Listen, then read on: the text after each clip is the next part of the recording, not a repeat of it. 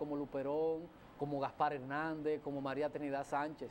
Los muchachos quieren ser como la materialista, como Mozart La Para, porque es lo que hemos estado promoviendo. Pero nosotros, que somos el canal de todos, sacrificamos vacaciones o sacrificamos cualquier espacio de diversión para traerles informaciones, porque entendemos que tenemos una responsabilidad social, y por eso hoy estamos aquí, que también hacemos sacrificar a este importantísimo historiador que tal vez pudiera estar en una playa, para que comparta con ustedes esta gesta que fue la restauración de la independencia de la República Dominicana. Nos agrada y compartimos muchas de sus ideas y su enfoque en materia de historia, porque es crítico de muchas cosas que se han escrito.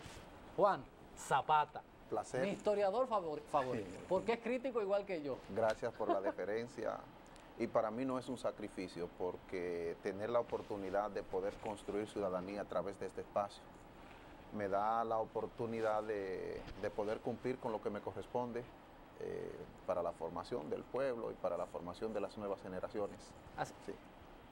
Yo decía iniciando el programa, Zapata, que Pedro Santana, etiquetado traidor a la patria porque anexa República Dominicana a España, y se enfocan en esto, y dejamos de un lado lo que es el artículo 210, el fusilamiento de María Trinidad Sánchez, de José Sánchez, estos familiares de Francisco del Rosario Sánchez, Sí. del general Puello, de Freite, de José Paredes, de todas estas personas, del desastre que él cree que yo...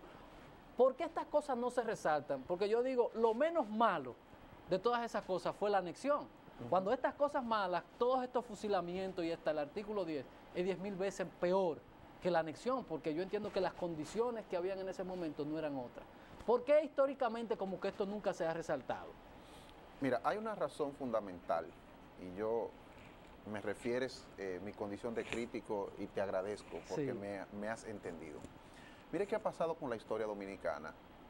Ha sido escrita por personas que no son historiadores de profesión ni de oficio, por lo cual es una historia de mentalidades, es una historia con un manejo ideológico a propósito.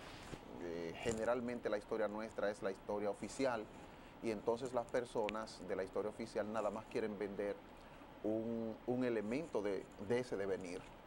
Y si usted se pone a analizar las personas que han escrito sobre todos estos fenómenos, busque su profesión original, y generalmente no son historiadores. El 90% de quienes han escrito historia en la República Dominicana son abogados. Entonces lo que tienen es una visión desde el marco jurídico de la acción de nuestros antepasados, y porque no tienen la formación, entonces apartan el devenir histórico per se, y entonces te crean falsas percepciones, falsos ideales, hasta algunas veces falsean datos con el propósito de hacerla atractiva, bonita, un referente psicológico, poder manejar la sociología de masas y la gente identificarse con ese fenómeno, porque con el fenómeno bueno la gente se identifica fácilmente. Sí. Es decir, la historia nuestra nada más es la historia de los ganadores, la historia de los vencedores, Sí. la historia de los que han tenido espacios de publicidad, pero la historia de la mujer dominicana no ha sido escrita, la historia de los hacinados, la historia de los pobres, la historia de los marginados, la historia de los migrantes. Todos esos eventos históricos no han sido escritos, no han sido analizados. Entonces la gente te vende el elemento atractivo, el bonito, el que cae bien a todo el mundo, el que te sirve como de soporte psicológico para tú sentirte empoderado de ese caso, pero los demás elementos no lo tratan. Y haces referencia al caso de la anexión. Y obligatoriamente en un programa como este hay que analizar, porque es bueno criticar la decisión de Santana ahora, Sí. en este momento. Señores, en el momento en que Santana hace la anexión, unos 4 años antes, se convirtió en un personaje imprescindible en este país. Te refiero 4 años antes, porque hasta 1857, si usted se pone a analizar en los anales de la historia, no va a encontrar ese rol de principalía del Cibao. El Cibao no aparecía. Si usted se analice todos los demás eventos, el sur con preponderancia, la capital, en algunos momentos el este, pero el Cibao no lo mencionan. No lo mencionan porque era el espacio donde se vivía mejor en aquel momento. Era una especie de otro país, otra república. Sí, era otro país, e incluso venir al Cibao desde Santo Domingo era una odisea. Para venir al Cibao, incluso le trazo cómo se hacía el recorrido. Había que ir a Vallaguana. Ay, santo. Porque de Santo Domingo usted no tenía cómo cruzar a lo que es Santiago, porque hoy es muy fácil verlo, la autopista Duarte, qué bueno, ya, no. Había que ir a Vallaguana porque era el único lugar donde las montañas te permitían, en un sector medianamente bajo, de poder cruzar. De Vallaguana había que coger hacia la zona del Cibao Oriental, llegando a lo que hoy es San Francisco de Macorís, y de ahí devolverse y venir a Moca, por La Vega. Y ahí aparece el gran problema, la cordillera. ¿Cómo cruzar esa cordillera? Ay, Dios para mío. entonces, viniendo por Moca, por La Vega, entonces se podía llegar a Santiago. Estamos hablando de un recorrido que a caballo te llevaba una semana. Ay, santo. Entonces, ¿qué es lo que pasa y por qué traigo esto a colación? Los productores de tabaco del Cibao, que son los creadores de esa mentalidad que hace que se envuelvan los habitantes del Cibao en un movimiento, como fue la Revolución Tabaquera del 57, la Constitución de Moca del 58, y toda esa efervescencia te produce entonces la reacción de la restauración de la independencia. Cuando todos estos personajes, incluyendo figura de la trascendencia de Pedro Francisco Bonó, el gran pensador, no se había preparado mentalmente para dirigir el Estado. Y es cuando aparecen estos movimientos que empieza a hacer análisis, y empezó por un caso muy particular, el comportamiento del dominicano, por eso es padre de la sociología nuestra. Ellos no se prepararon para gobernar, porque el Cibao se gobernaba por sí solo, tenía su propia democracia, que era la democracia del tabaco. Sí. El mismo Pedro Francisco Bonó habla del cuarto padre de la patria y dice que es el tabaco, porque todo productor de tabaco tenía que ser demócrata, porque no podía centrar todo el proceso de la producción en una sola persona. Entonces, ¿por qué se convierte Pedro Santana en personaje imprescindible? Si fue contra Báez por haber comprado la cosecha de tabaco con dinero sin respaldo, por haber engañado todo el quehacer financiero de los cibaeños, los ricos del Cibao se vieron quebrados. Entonces, cuando hacen su movimiento, crean su constitución, entonces hay un problema. ¿Quién nos va a gobernar? Porque ellos no estaban preparados para eso, y entonces aparece la figura de Pedro Santana.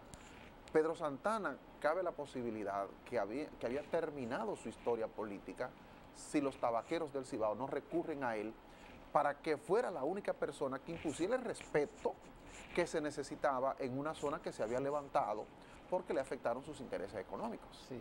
Entonces, me agradó y oí con agrado cuando hacías referencia el hecho de que aquí tenemos la conexión ahora en el espacio anterior de que los empresarios quieren engancharse a políticos Sí. y los políticos ya se han enganchado a empresarios. Exacto. Son la competencia. Entonces, ¿cuál fue el problema que pasaba con los tabaqueros del Cibao y los activistas del Cibao? Que eran empresarios, comerciantes, pero no políticos. Y entonces no habían desarrollado el prurito de la administración de la cosa pública, y cuando ya se vieron libres, pudieron salir de Buenaventura Báez, entonces a la cabeza. El único personaje que se le ocurrió fue Pedro Santana. Mire que no se le ocurrió Milla, por ejemplo, que después se convirtió en el punto de referencia para la guerra de guerrilla, que fue lo que caracterizó la restauración. No se le ocurrió Máximo Gómez, por ejemplo, que la figura de Máximo Gómez ya era conocida. Que estaban hasta más activos que Pedro Santana, que se había retirado. No se le ocurrió Duarte. No se les ocurrió Duarte, que había creado un concepto de nación a través de su línea de pensamiento, y que en la plataforma de propuesta programática de la Trinitaria presentaba la forma de cómo analizar un Estado ideal. Y sin embargo, a quien recurren es a Pedro Santana, porque Pedro Santana era la única persona que te aseguraba el orden, que era lo que se necesitaba, que era lo que se necesitaba en ese momento. El orden y el respeto por la institucionalidad, que la institucionalidad era el pensamiento de una persona, pero así era entendida. Y por eso, definitivamente, los... Maestro, un paréntesis ahí, porque a mí me encanta el cuento de Juan Bosch, del muerto está vivo, cuando él dice que una situación se repite otra vez en la historia. Es lo que estamos viendo más o menos ahora, que la gente viendo el desorden dice aquí hace falta un Trujillo, una gente de orden. Es más o menos el mismo criterio que tenía. Sí, la historia nuestra es repetitiva en esos aspectos. Y hace referencia al profesor Juan Bosch. El profesor Juan Bosch decía que la historia nuestra tiene el grave problema que no es rítmica. Es decir, él habla de la arritmia histórica. Hay procesos que deben darse, uno a través del otro. Sin embargo, el nuestro se repite. Lo que está pasando ahora, peligroso, porque estamos hablando de las personas que no les está interesando el quehacer político por el ejemplo malo que tienen, que son el 42% de la población. Tomaría cualquier partido en este país tener esa población. Son esos que cuando ven algún desorden, una falta de institucionalidad, te responden en un Facebook, Trujillo, ven a ver. Es peligroso porque el tanto repetirlo, decía Voltaire, hace que la gente lo asuma. Y por eso Ramfis Domínguez, que utiliza ventajosamente el apellido Trujillo, hoy te marca más que el 75% de los partidos que hemos tenido en los últimos 20 años. No, es la tercera fuerza, bueno, en las encuestas, no estamos diciendo fuerza, sino aparece el PLD, el PRM y Ramfis Trujillo. Claro. Entonces, eso que se dio en aquel momento justamente está pasando en la República Dominicana de ahora. Aquí hace falta que aparezca un personaje con un carisma particular y que sea quien asuma las riendas de este país. Maestro, pero mire, de verdad que es igualito. Endeudamiento, claro, migración desbordada, sí, desorden institucional y quiebra de las instituciones. Y un presidente en otra cosa, que era Buenaventura Báez. Exactamente. Lo único que Buenaventura Báez le interesaba en ese momento, para otra coincidencia, era acumular fortuna. Mire que esos Báez, Ramoncito Báez Figueroa es bisnieto de Buenaventura Báez. Sí. Ramón Báez, su hijo, fue presidente también. Entonces, ¿qué le interesaba? Tener su propio ejército, y por eso tenía que recurrir a tantas deudas, a tantas cosas, para poder mantener a sus generales, a sus seguidores, poseer mucha tierra, porque recuerde que existe una conexión entre el poder militar y la tenencia de la tierra. Por eso todavía hoy todo general, si no tiene una finca, no es como general, no es general de respeto. Eso viene desde la época de Báez. Y bueno, ese desorden institucional, eso que los migrantes hagan lo que quieran al venir, existía en aquel momento y es justamente el paralelismo que tenemos ahora. Un conjunto de personas haciéndose ricas con las arcas del Estado, un presidente que los dejaba hacer lo que quisieran con el propósito de tenerlos ahí, resignados. No, yo te dejo hacer, hagan ustedes lo que quieran, que yo hago por otro lado lo que quieran. Pero al momento que los necesite, entonces ustedes van a apoyarme. Ahora no será con las armas, pero por lo menos están los medios de comunicación que quizás están haciendo el peor de los daños. Estoy aquí en un medio que no representa esa tendencia que hay, pero el peor de los daños que se está haciendo en este momento lo están haciendo algunos medios de comunicación que te convierten un fenómeno malo en un fenómeno bueno y la gente que no maneja la criticidad entonces los acepta. Maestro, yo decía, porque la primera parte del programa introduje lo que era esta importantísima gesta, ¿habrá espacio para una discusión, un debate de historiadores de verdad? Para ver en retrospectiva qué hubiese pasado si no anexamos con ese desorden y qué pasó. ¿Se ha hecho algún debate o estaría pendiente con relación a eso? Se ha hecho el debate y el problema es que, como usted lo llama, los historiadores de verdad son cientistas y el científico tiene que tener el hecho, el dato para poder hacer una afirmación. Eso que usted me acaba de referir se llama historia contrafactual. ¿Qué es historia contrafactual? Analizar ahora qué hubiera sucedido si las cosas hubiesen sido de otra forma, pero entonces le falta el componente científico.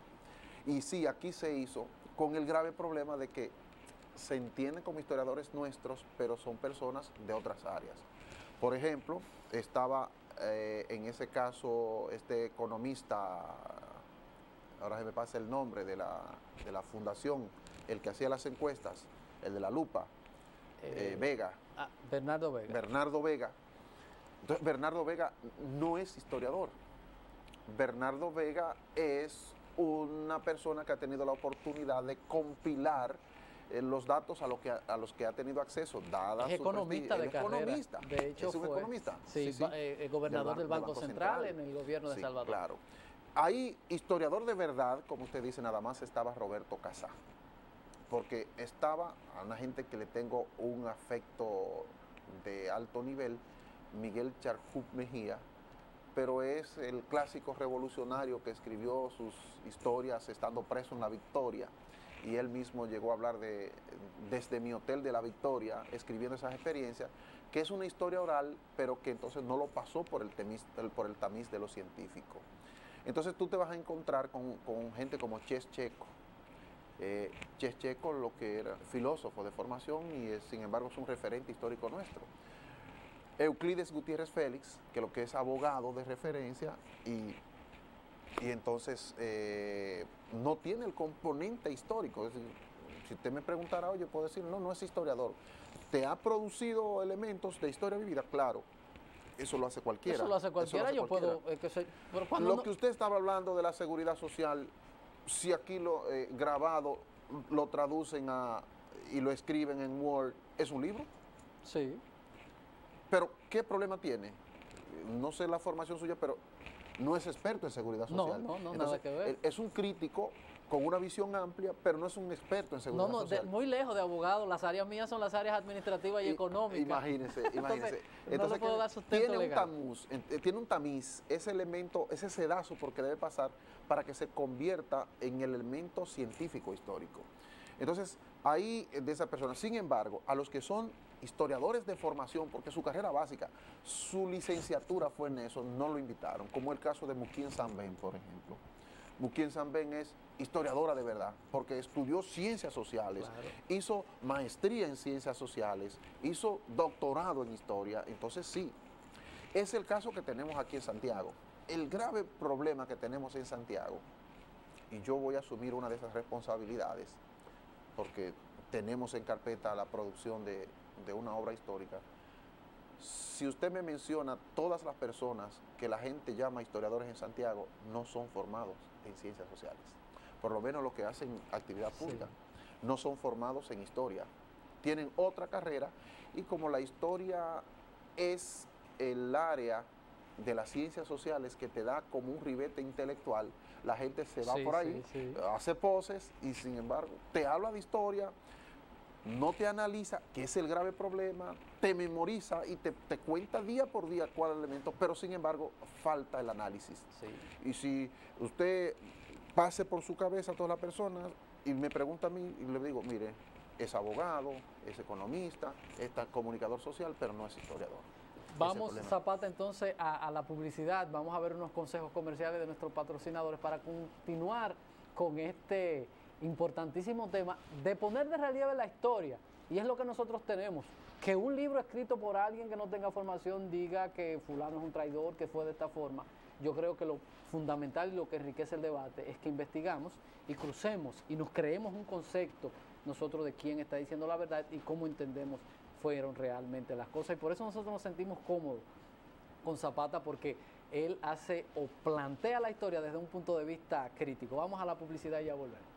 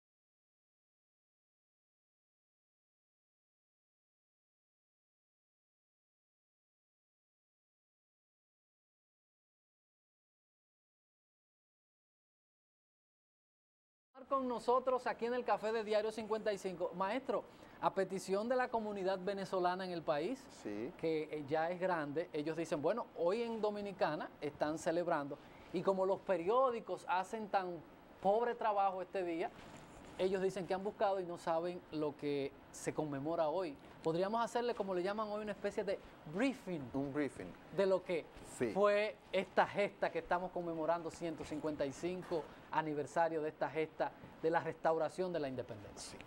Bueno, nosotros nos independizamos el 27, o nos separamos el 27 de febrero de 1844 del Estado haitiano.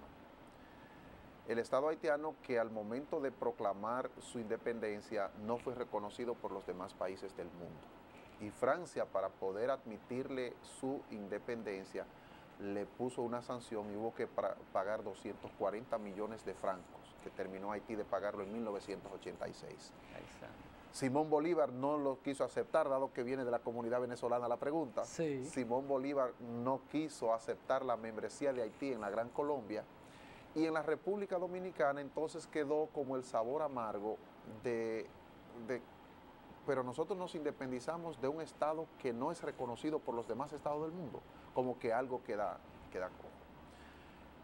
Vino una sustitución de gobiernos y una inestabilidad increíble, como casi siempre ha sido en la República Dominicana, y aparece el grave problema del gobierno de Buenaventura Báez, que dijimos en la sección anterior, pues compra la producción de tabaco del Cibao con dinero sin respaldo.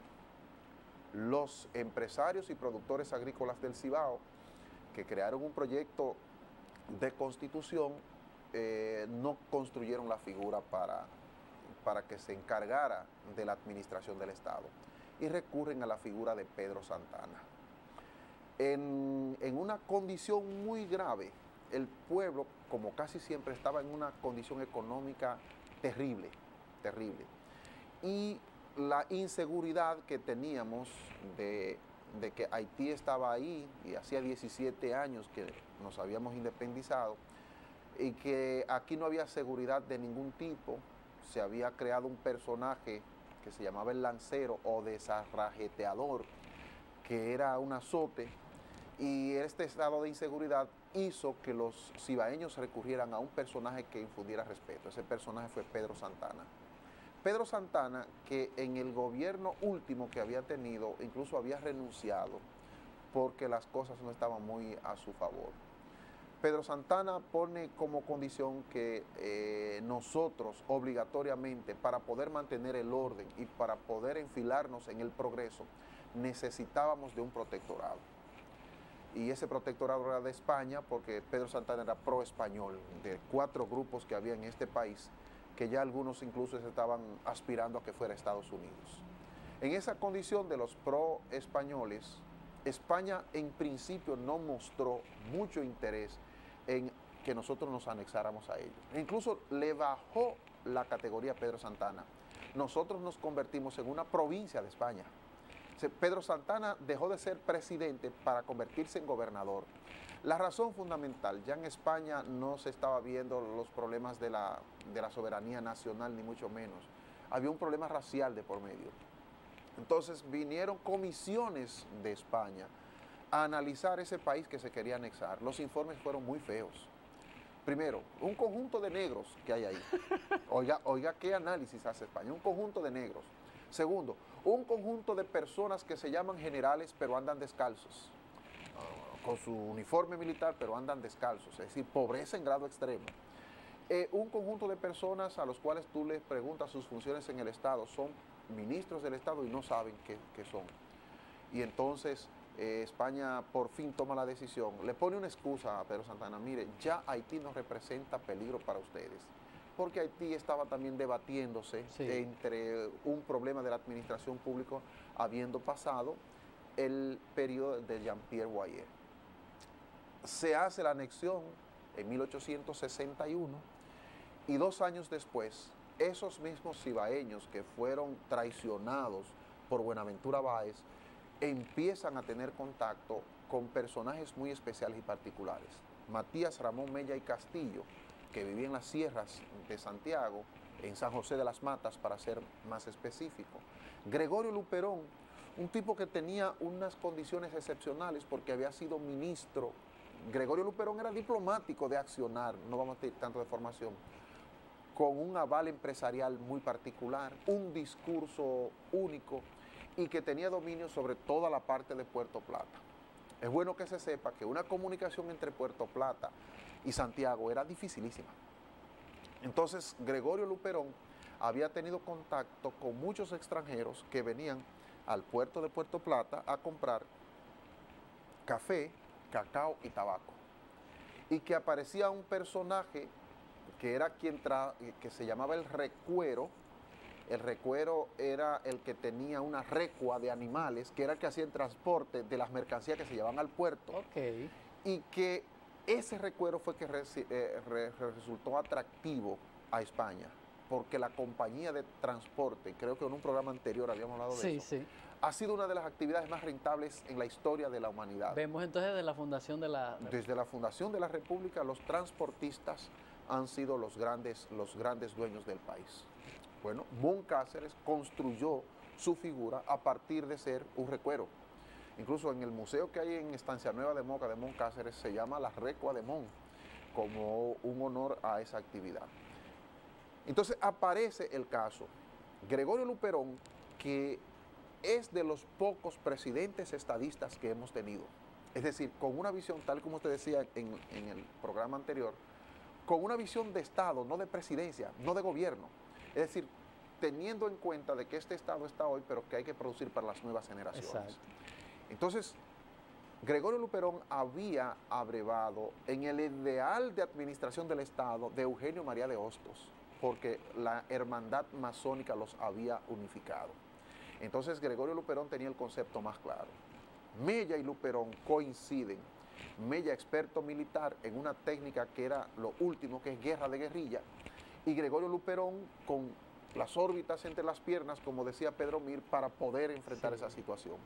Entonces, en el Cerro de Capotillo, donde hoy está el monumento de Capotillo, que dicho sea de paso, hay que decir las cosas como son, el único presidente nuestro con visión de Estado que ha traído esta epopeya a colación fue Jorge Blanco.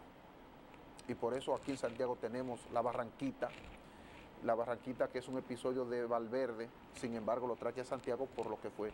Y Jorge Blanco también hizo ese monumento que hoy es punto de referencia. Entonces, en el municipio de Loma de Cabrera, en el Cerro de Capotillo, Capotillo se llama el poblado, de la provincia de Dajabón, allí se iza una bandera con el propósito de que este país asumiera las riendas del devenir histórico, que se saliera definitivamente de España. España, que se estaba encantando ya aquí porque había quitado a todos los transportistas sus pertenencias en lo que se llamó el sistema de bagajes, y España estaba haciendo un negocio lucrativo aquí, un negocio muy fuerte. Ya España estaba encantado para 1863, en lo que se había negado en el 61, porque estaba haciendo todos los cuartos de este mundo, vendiendo los productos nuestros a potencias europeas, sobre todo a Alemania, que era el que más nos compraba, y con un sistema de transporte que le había obligado a los campesinos que se lo diera, el sistema de bagaje.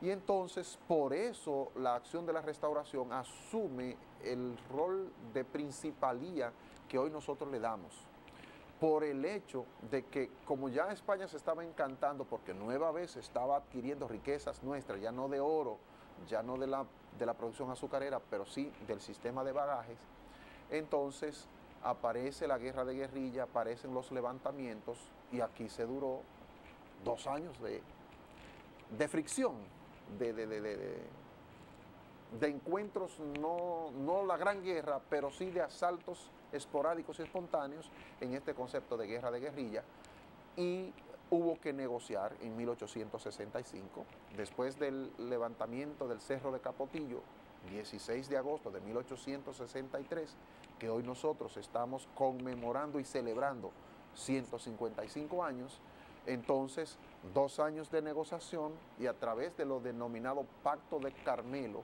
en marzo de 1865, los españoles deciden pues abandonar esta parte después de haberse hecho unos protocolos muy especiales, y nosotros dejamos en ese momento, ya para 1865, de ser una provincia española, y viene el periodo histórico que se conoce como la Segunda República. Maestro, vamos a ir a la publicidad para que entonces veamos por qué hay historia. Bueno, personas que escriben de historia dicen que el verdadero padre de la patria es Luperón, que esta es la verdadera independencia. ¿Por qué se dice esta cosa que yo entiendo que es que lo que busca es quitarle mérito a los padres de la patria? Claro. Vamos a la pausa y venimos con la parte final, con esta parte con José Zapata, historiador de verdad. Ya volvemos.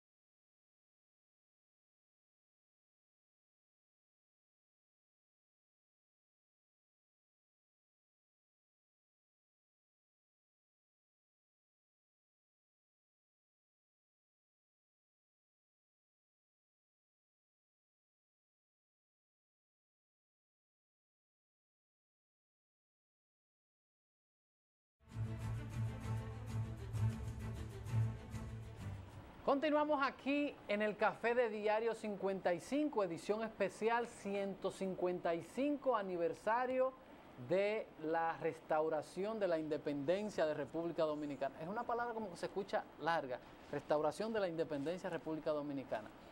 Incluyendo el listín diario, hoy dicen el verdadero padre de la patria, Luperón, la verdadera independencia, la restauración. ¿Cuál es el concepto que tiene Zapata? Hay dos conceptos fundamentales que hay que entender. A nosotros los latinoamericanos nos han insuflado dos conceptos. Primero, el eurocentrismo. Entiéndase que todo lo que pasa en Europa es lo que tiene valor. Incluso las dos grandes guerras que registra la humanidad, la denominan guerras mundiales porque fueron fenómenos europeos. Okay. El eurocentrismo. Y el segundo de ellos es el adultocentrismo. Entiéndase, toda población joven lo descartan por el hecho de ser jóvenes. Y por eso existe hasta un refrán que dice que el diablo sabe más por viejo que por diablo. Voy al eurocentrismo. ¿Cuál es el caso? Los prohispánicos, y esos que están ahí escribiendo sobre ese caso se declaran prohispánicos o proeuropeos, entienden que la verdadera independencia de los pueblos fueron aquellas que fueron hechas de pueblos europeos. Okay. Nosotros tenemos la particularidad especial que hacemos nuestro proyecto de separación e independencia de Haití, de un vecino nuestro, No de Haití. de uno que Sí. queremos nosotros desautorizarlo porque es una población de negros, de ex esclavos que llegaron a gobernar y todo eso, y entonces queremos borrar con feto de gato Sí. lo que se hizo en ese momento. Y eso solamente obedece a todavía ese ideal de aquellos que piensan de que el referente de Europa es el referente bueno, para ponernos a nivel de los otros países, sin valorar la espectacularidad que tiene nuestro concepto histórico de habernos separado de un pueblo que es vecino nuestro y que hoy es nuestro principal socio comercial. Es una manera de desvirtuar el valor científico de la historia y de cambiar la mentalidad de las nuevas generaciones que se están formando. Eso es tan grave, ese eurocentrismo que queremos vender, que aquí se celebra el 12 de octubre. Yo todavía no entiendo por qué diablos celebran el 12 de octubre en este país, supuestamente el Día de la Raza. De la raza. Pero las escuelas nuestras se convierten en los multiplicadores de ese ideal. ¿Y cuál es el problema más grave? Que quieren seleccionar a los muchachitos para convertirlos en un personaje de esos que llegaron en 1492. Y nuestros muchachitos mulatos y negros quieren ser todos españoles. Y el grave problema es encontrar quién quiere ser el africano. Y tú tienes un muchachito morenito que te lo bañan en polvo para que sea blanco porque tiene que ser el español. Y ahí es que está el problema que criticamos y que en esto imbricamos muy bien con respecto a la historia. Es que si la historia no se vende, no se analiza desde esta óptica, tenemos problemas. Y la gente todavía habla de España como la madre patria. Y hay gente que hace referencia pues, a la madre patria. ¿Qué maternidad tuvo España con nosotros si no nos dio un trato diferente en ningún momento del devenir histórico? Es más, aquí, a este país, que es el primero en todo, nosotros primereamos en todo, primer hospital, primera iglesia, primera misa, primero todo. Un monarca español nunca vino. Si yo le pregunto a usted, ¿cuándo es la primera vez que un monarca español, a nosotros que fuimos primero en todo para España y fuente de todas sus riquezas, vino a este país? Yo le pongo a adivinar y quizás se queda lejos. Porque el primer monarca español que vino aquí vino 500 años después, que fue el rey Juan Carlos, Sí. en 1992, a supuestamente celebrar los 500 años de la evangelización. Y este pueblo le sirvió en bandeja de oro. E incluso Balaguer sacrificó el presupuesto de este país de 3 años para construir un faro a Colón. Y te escribe la España infinita. Entonces es un sentimiento proeuropeo que se maneja aquí y que si todavía un diario como el Listín Diario está haciendo este pleito histórico, es muestra de que hemos avanzado nada. Cuando te digo nada, es nada. Porque ¿es bajarle méritos a Luperón? No. Pero para que existiera la restauración de la independencia, tuvo que existir la independencia primero. Claro. Que se le dé el mismo nivel a Gregorio Luperón que el que se le da a Duarte, que se le da a Sánchez, que se le da a Mella, que se le da... vamos a decir que lo aceptamos. Los sacrificios son los mismos. Pero el caso está en que se quiere opacar la función de la independencia para nosotros poder igualarnos a los demás países de Latinoamérica que siempre se independizaron de una potencia europea. Maestro, ahí mismo, yo decía, porque traté un poco el tema desde mi pequeña óptica Sí, pero el histórica. hacedor de opinión hace historia oral. Yo decía que cuando se consumó la independencia, como que tuvimos dificultad para el plan B, para estructurar el Estado, y por eso viene el desastre. Cuando matamos a Trujillo, le damos espacio a que Ramfi venga y acabe y haga tierra arrasada, porque no se concibió, lo matamos y luego ¿qué? E hicimos, usted que es maestro también, una lucha por el 4%, tenemos el 4% y después ¿qué? Como sociedad, ¿qué nos ha pasado ahí? Mire, el caso fundamental y es el más grave que tenemos como sociedad, que nosotros nos planificamos día a día. Usted busca el 85% de la población dominicana y solo planea para hoy. Le pongo un ejemplo. ¿Por qué aquí las luchas sociales no han tenido los efectos que deben tener? Porque aquí una lucha social no puede extenderse más de un día. Porque el pueblo nuestro solamente está preparado para vivir hoy. Hoy es el día y mañana quién sabe. Y usted ve las personas, señores, a comer hoy, el día bueno meterlo en casa, el malo él mismo se mete y es hoy. Entonces nosotros hemos construido un ideal para el día a día, para el cada día. Y por eso una gente, por eso los trabajadores informales nuestros no se convierten en empresarios, porque lo que se ganan hoy lo gastan hoy y lo malinvierten hoy. Y esto ha sido una norma. Y por eso esos episodios históricos, que no son los únicos que usted ha referido acá, siempre terminan en fracaso. La razón fundamental, porque se hacen proyectos para hoy. Por eso nosotros nunca hemos tenido un presidente estadista.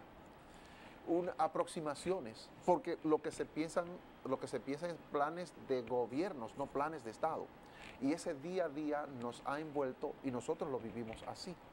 Y por eso fracasó el proyecto de la Revolución Tabaquera, fracasó el proyecto de Juan Bosch, fracasaron todos Núñez los de Cáceres, su independencia efímera. El proyecto Núñez de Cáceres fracasó, el proyecto de Ciriaco Ramírez, el de Juan Sánchez Ramírez, porque todos fueron pensados para un día a día.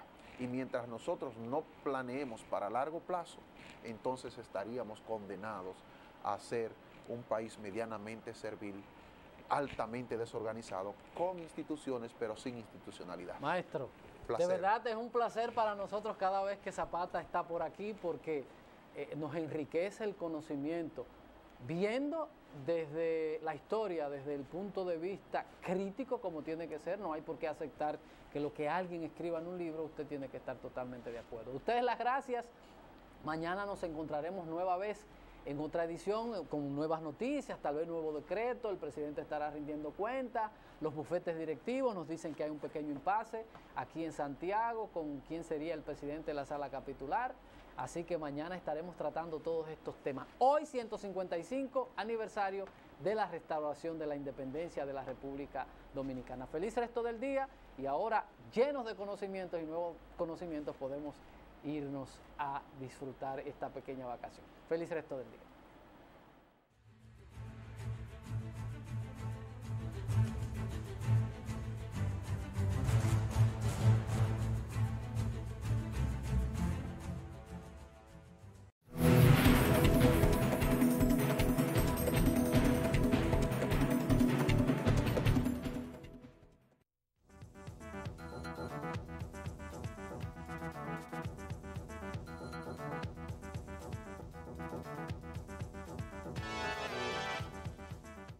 Jueves 16 de agosto, el grito de Capotillo,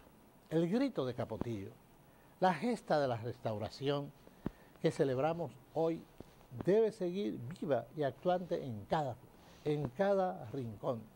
La fiesta de la restauración recuerda lo mejor del pueblo dominicano, recuerda sus recursos, le recuerda una vez al pueblo dominicano que aunque se esté tragando un cable, puede salir adelante. Un gobierno que no era de aquí, de fuera, los dominicanos sin recursos, y supieron, como decimos nosotros, supimos sacar de abajo y restaurar al país, restaurar la independencia. Y hay que gritar lo mejor, el grito de Capotillo, el grito de la libertad, el grito de la unión. Y hoy día, ¿qué grito tenemos nosotros que dar? ¿Qué tiene que decir el grito de Capotillo? No es restauremos la independencia nacional de un país extranjero. El grito de Capotillo hoy día es hay que restaurar la honradez. Restauremos la honradez que la necesitamos nosotros para poder salir de la pobreza. No basta con producir riquezas, no basta con que nosotros digamos ha mejorado la economía dominicana. Si hay corrupción, hay esclavitud y hay pobreza. El grito de Capotillo, hoy, en este siglo que apenas ya tenemos algunos años, el grito de Capotillo es: hay que restaurar la honradez contra la opresión, la esclavitud de la corrupción. Hasta mañana, si Dios, usted y yo lo queremos.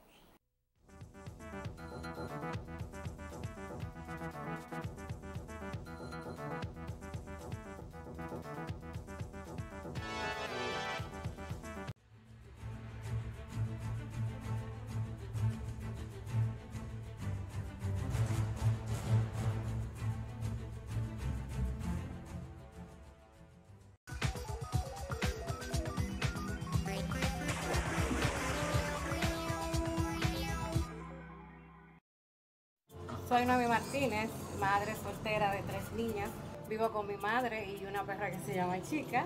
Soy asistente de producción de un canal de televisión. El teleférico va a cambiar mi vida muchísimo, porque el proceso para llegar a mi trabajo, la trayectoria era muy difícil. Tenía que levantarme tempranísimo para preparar alimentos para dejar las niñas. Iba a la cama, le daba un beso. Después agarraba un motoconcho, siempre con una funda porque podía llover. Después el carro público, la gente presiona a uno va muy pegado en el carro, suda. Pagaba 25 pesos de motor, 25 de carro y 20 de metro. 70 pesos para ir y 70 pesos para venir. Ahora con el teleférico lo voy a poder hacer con 40 pesos, 20 pesos para ir y 20 pesos para regresar. Me voy a ahorrar 100 pesos diarios. Con esto voy a cambiar el techo de mi casita, que es de zinc. Solo tomo el teleférico, me transfiero hacia el metro y llego a mi trabajo relajada, sin estrés y con ánimo de trabajar. Yo sé que al igual que yo, todo el dominicano estará agradecido por esta bendición, por esta esperanza que te ha traído a nuestro municipio, por esta luz que nos va a alumbrar a todos. Esto es futuro. Esto es progreso. Gracias, señor presidente. Santo Domingo vuela bajito. Gobierno de la República Dominicana. Con la gente y para la gente.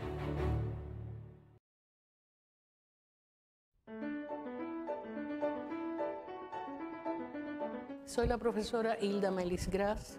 Trabajo desde 1995 en el ICA y he formado una gran cantidad de alumnos de mucho talento.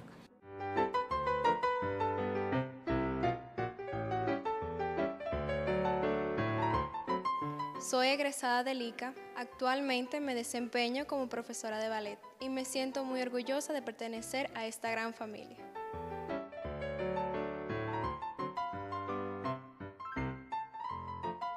Soy Radamés Minier, profesor de pintura en el ICA desde su fundación y cada día me enamoro más de este proyecto. El Instituto de Cultura y Arte te invita a que vengas a participar del deleite espiritual y del aprendizaje de las bellas artes, juntos como una extensa familia. Así construiremos una patria mejor y saneada. Te esperamos.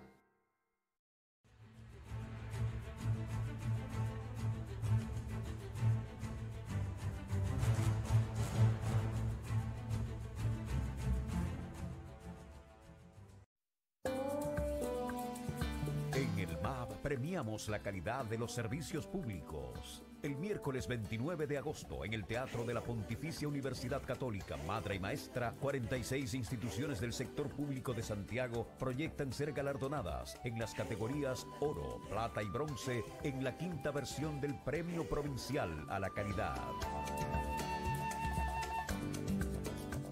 Esta es la estrategia que desarrollamos para reconocer a las entidades que han tenido éxitos en la implementación del Marco Común de Evaluación CAF y la Carta Compromiso al Ciudadano, para que la Administración Pública de Santiago pueda ofrecer servicios de calidad. Mejorando la calidad de los servicios públicos, mejora la calidad de vida de los ciudadanos.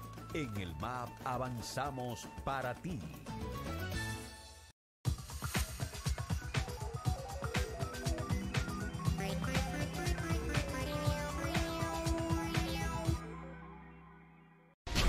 Ahora le toca al Cibao. este domingo 19 de agosto. A una sola voz, las 14 provincias del Cibao proclaman a Carlos Amarante Barret como su próximo presidente. Ven con nosotros este domingo 19 de agosto a las 10 de la mañana a la Gran Arena del Cibao y sé parte de esta histórica concentración que sellará la victoria de Amarante como candidato a la presidencia de la República por el Partido de la Liberación Dominicana. Amarante presidente, el cambio para seguir avanzando. De nuevo en Santiago, Expo MIPYMES 2018, fomentando el desarrollo de las pequeñas y medianas empresas. Este año, dedicada en honor al doctor Príamo Rodríguez, canciller de UTESA. Ven y aplica para tu crédito en la Ruta MIPYMES de Banreserva, la Banca Solidaria y el Ministerio de Industria, Comercio y MIPYMES. Expo MIPYMES 2018, del 15 al 19 de agosto en la Asociación de Abogados en la calle República de Argentina. Organiza la Federación de Pequeñas y Medianas Empresas de la Ciudad de Santiago. Más información, 809-382-3668. Expo MIPYMES 2018.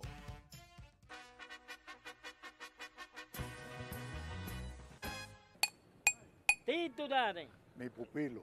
Desde este lunes tú puedes ver por nuestro programa Mi Turno lo que es la evaluación de los 6 años de gobierno del presidente Danilo Medina. No desaproveches tu turno, este es tu turno. Vamos a tener la oportunidad de analizar, aportar las ideas que ustedes tienen del gobierno central, las obras de gobierno, la visita sorpresa, el área educativa y todas esas áreas que ustedes entienden que son importantes analizar y que nosotros, desde aquí, junto a ustedes, lo vamos a plantear. Yo veo más acierto que desacierto. Porque la idea es que lo analicemos. Si usted, en esta parte, ve lo que yo veo, estoy de acuerdo con usted. Te esperamos.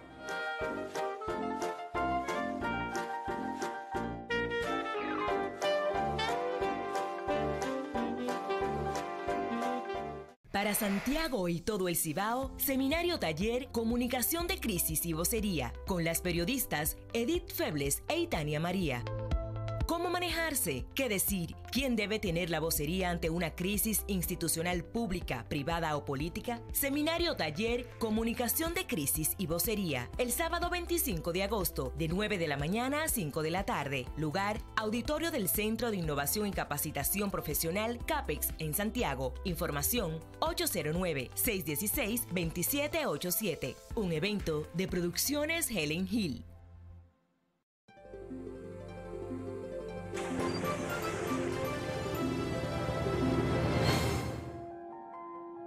Los montes Drakensberg, donde se elevan los picos más altos de África al sur del Kilimanjaro, son el hogar de numerosas criaturas.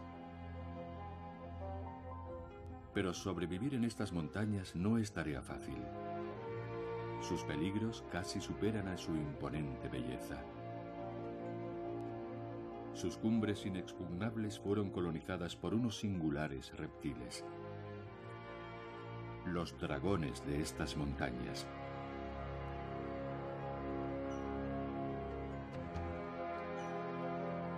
Nadas en el poderoso río Negro. Estas islas son engullidas por las inundaciones estacionales que transforman completamente el paisaje. Todos los seres que viven aquí se ven obligados a adaptarse o morir. Así es la vida en la selva flotante del Amazonas.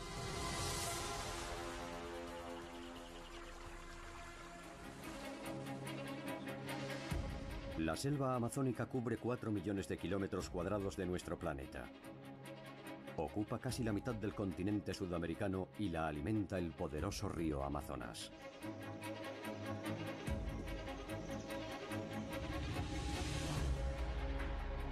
Y en su corazón hay dos grandes grupos de islas. Son los archipiélagos de Anavilanas y Marigua.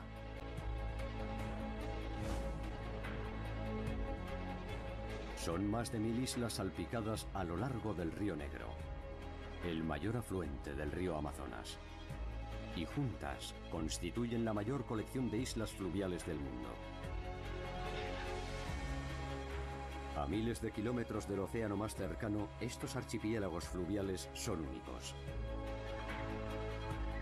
No están rodeados por arrecifes de coral y aguas cristalinas, sino por selva inundada y peligros ocultos. Aquí habitan algunas de las criaturas más extrañas del mundo.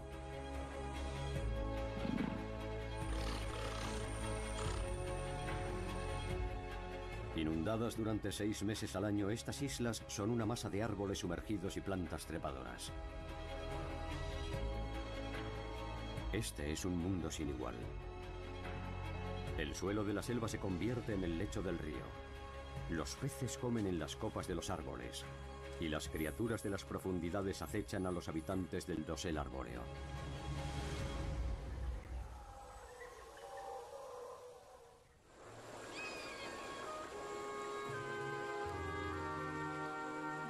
Estamos en mayo y el nivel del agua empieza a subir. La vida de los animales que han hecho de las islas su hogar da un giro dramático.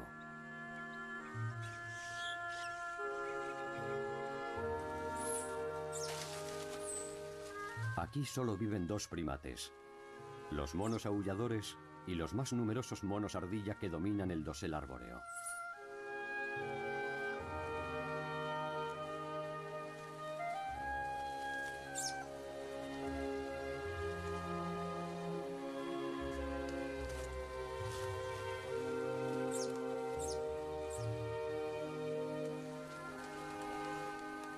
Dado que pasan gran parte del año aislados de tierra firme, han aprendido a adaptarse a la vida sobre el agua.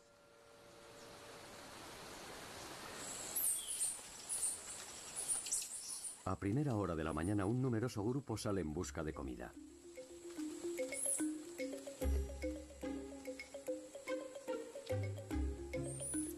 Los monos aprovechan al máximo la luz del día para sus expediciones por el dosel arbóreo.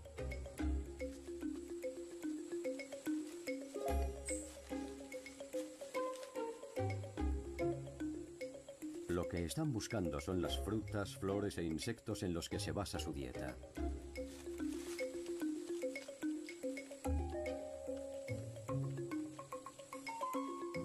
Su larga cola les ayuda a mantener el equilibrio.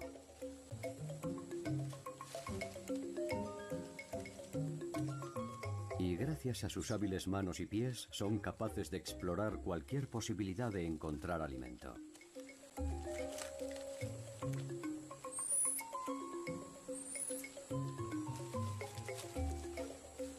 Pero en el dosel arbóreo no abunda la comida. Rodeados por el agua, los archipiélagos no ofrecen la abundancia de comida de la que disfrutan los monos en el resto de la selva amazónica.